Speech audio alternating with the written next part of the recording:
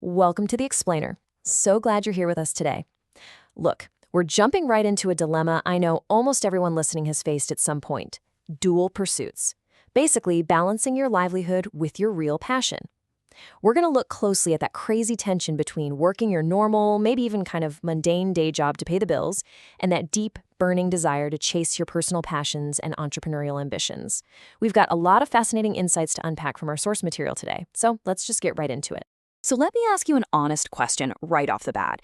Are you cursing your day job? I mean, it's incredibly common to feel this, right? To feel a sense of resentment when that alarm goes off for a 9 to 5 that doesn't exactly set your soul on fire. You might be sitting at a desk right now thinking, man, I am wasting precious hours that I could be using to build my dream project.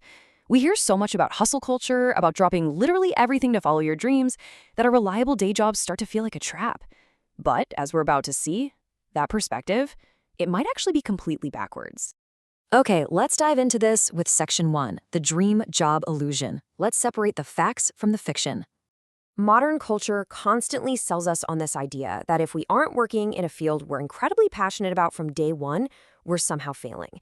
It's this pervasive illusion that you have to monetize your hobbies immediately to be truly happy. But history actually tells a very different story.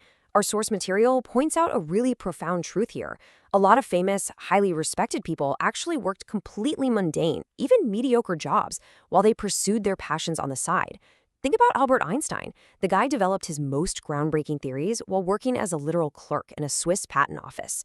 Or T.S. Eliot, writing absolute modernist poetry masterpieces while crunching numbers at a bank. They didn't just magically leap into their dream careers on day one. They held down regular, unglamorous jobs to sustain themselves while they built their masterpieces. The day job wasn't a failure for them. Actually, scratch that, it was the foundation. And here is a statistical reality that honestly should come as a massive relief. Only a very, very small percentage of people in this world will ever find a job at an area they are genuinely passionate about. The expectation that your primary income just has to flow naturally from your deepest passions, it's incredibly rare. So if you aren't currently making a living from your favorite hobby, you know what? You're not failing. You're just experiencing reality. Accepting this isn't about giving up on your dreams at all. It's really about adjusting your expectations so you can actually start making strategic moves instead of just spinning your wheels in frustration. Which brings us to Section 2. Stop cursing your job. It is time to choose gratitude over resentment. If you find yourself constantly complaining about your current gig and wishing you were somewhere else, our source materials issues a really clear warning. Hating your job is not just useless for your future goals, it is actively harmful to your present life. The text offers this blunt but honestly powerful piece of advice. However lifeless your current job is, be grateful for having it. I want you to really let that sink in for a second. Your job, however boring it might feel on a random Tuesday afternoon, is the exact pillar of security providing you and your family with a decent life. Think about the heavy psychological weight of surviving without an income. Without this job, you'd be struggling so much just to keep a roof over your head that you wouldn't even have the mental bandwidth, let alone the cash, to think about your passion project. Gratitude, not resentment, is absolutely the most logical strategic response here. And this brilliantly illustrates why complaining is essentially a trap. When you spend your time resenting your 9 to 5, you are actively engaging in self-sabotage. It negatively impacts your performance, and it completely spoils the job at hand. But more importantly, carrying that daily anger, it's exhausting. It drains the exact mental and emotional energy you desperately need to fuel your side passion when you finally clock out.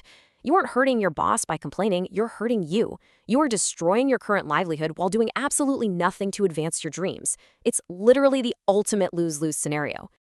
Moving on to Section 3, applauding the risk takers, because they are a group completely worthy of our applause. Now, while most of us are honestly better suited to keeping our day jobs, there is a very small minority of people who just have the guts to pursue their passion as their sole mission right out of the gate. And hey, these individuals are highly inspirational, but we gotta be honest about the reality of their lifestyle. They face massive financial insecurity, extreme high risk, and the rigorous, relentless anxiety of trying to realize a dream without any safety net whatsoever. Contrast that with the average worker, with you. You have financial security, you have the ability to provide for your family, you have the luxury of pursuing steady, compound growth without the sheer terror of missing rent. When we honestly evaluate the immense, crushing stress of the risk taker, the safe, steady foundation you currently possess starts looking incredibly attractive, doesn't it? And that leads us perfectly into Section 4, the safety net advantage, leveraging your safer situation. This is where we pivot, okay? We're going from looking at your job as some kind of prison to realizing it's actually a massive strategic advantage. When you realize how well positioned you are compared to the folks risking absolutely everything, it leads to a rather piercing question from our source material. Let me ask you, why are you not taking simple and small steps? Seriously, if you have a dream project or a passion or an interest, what's your excuse for not moving even an inch closer towards your goal today? Because the absolute truth is, nothing is blocking you. Nothing. Because you're protected by the safety net of your day job, you are in a uniquely privileged situation. Having a steady paycheck ironically provides the ultimate creative freedom. Why? Because you don't have to monetize your passion immediately just to eat. You have the total freedom and the opportunity to allocate time to your ambitions completely stress-free. No one is stopping you from doing something in the area of your interests, and the best part is you don't have to risk your family's well-being to take that action. So let's walk through a highly actionable, super low-risk framework derived from our reading. Think of this not as another chore list, but really as your secret weapon for success. Step 1. Secure the day job. Do your work well, be grateful for the income, and protect that stability. Step 2. Allocate time. Carve out specific, sacred hours outside of your work to focus purely on your ambition. Guard that time. And Step 3. Take daily micro-actions. Consistent, tiny steps compound massively over time. Write just one page of that novel. Code for just 20 minutes. Sketch one design.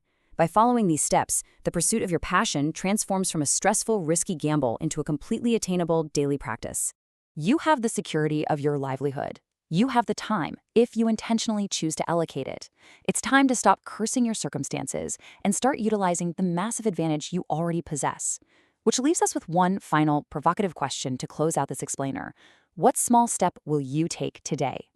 Thank you so much for joining me as we unpacked these powerful insights, and I challenge you to go out there and take that first small step right now.